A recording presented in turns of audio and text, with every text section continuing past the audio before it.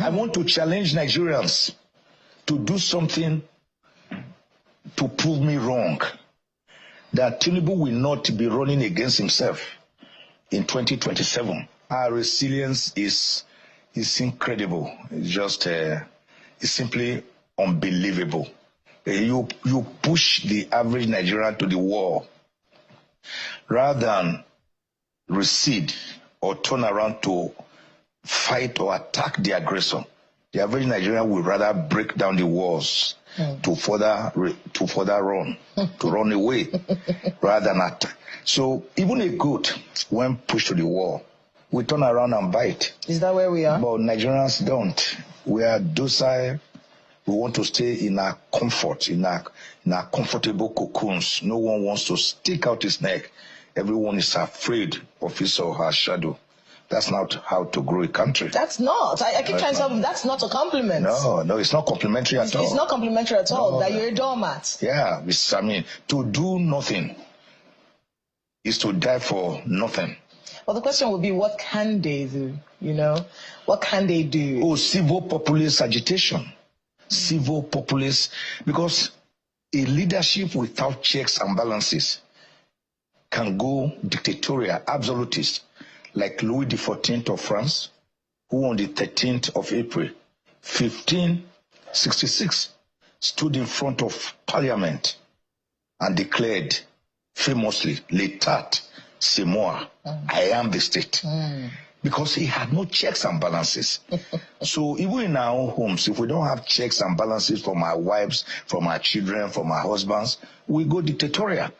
So Thomas, it was, who said, the only price we have to pay for our liberty is eternal vigilance. That's Justice Leonard Hand.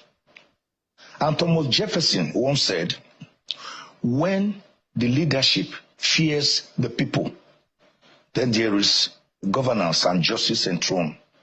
But when the people fear the leadership, then there is autocracy. Is that not what we are experiencing? Can Nigerians really challenge their leaders now? Everyone wants to join. If you can't beat them, you join them.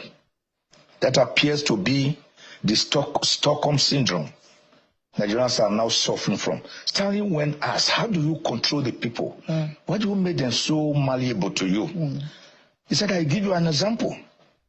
Say, give me a chick, give me a fowl.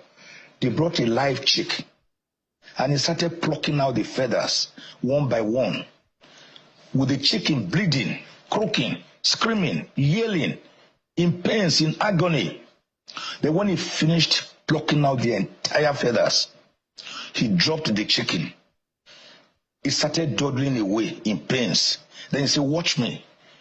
He dipped his hand in his pocket and brought out some grains, and then called out to the same chicken that he had just tormented. The chicken ran back.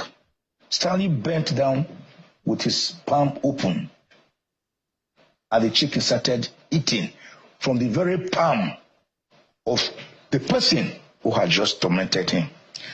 So I think the average Nigerian has been so pauperized that he's no longer in a state of melancholy or dejection, but rather in a state of helplessness and hopelessness and helplessness. It's a terrible situation.